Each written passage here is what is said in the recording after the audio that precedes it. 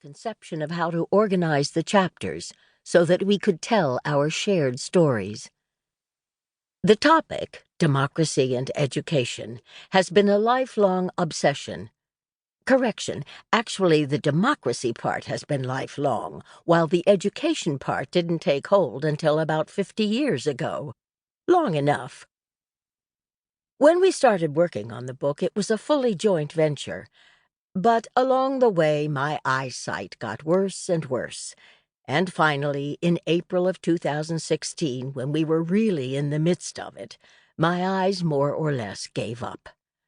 I now have to rely on the kindness of my electronic devices to read to me and write what I dictate orally.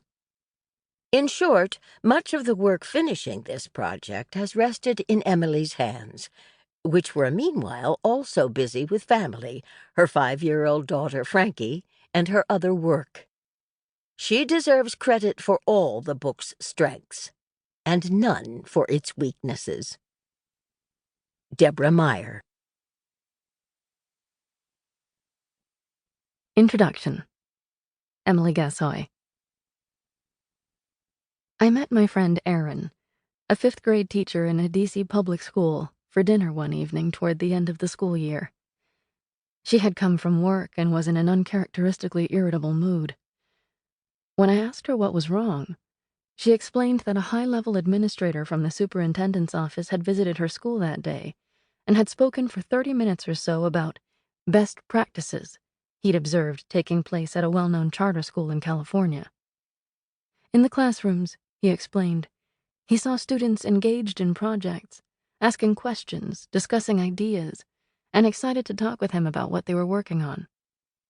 He saw teachers popping in to observe one another's classrooms. After students left for the day, he observed teachers working together to help one of their colleagues improve an aspect of a lesson with which she was grappling. "These are the kinds of practices," he concluded, "we need to see more of here in D.C. schools." Erin explained that she was overcome with a range of emotions listening to this administrator speak. At first she was filled with hope.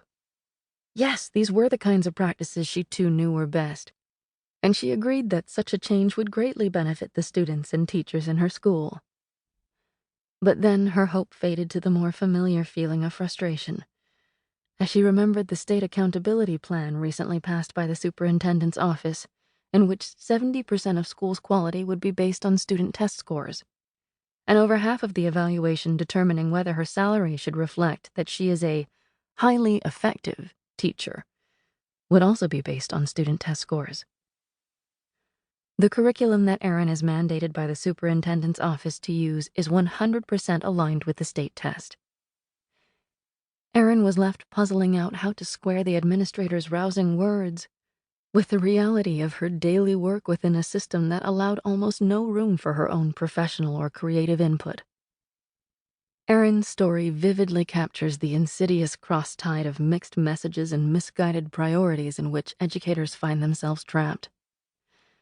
On the one hand, we are living at a time in which we know more than ever, based on scholarly research and educators' practical knowledge, about how students learn best. Primarily, though not exclusively, through observation, social interaction, play, practice, and experience.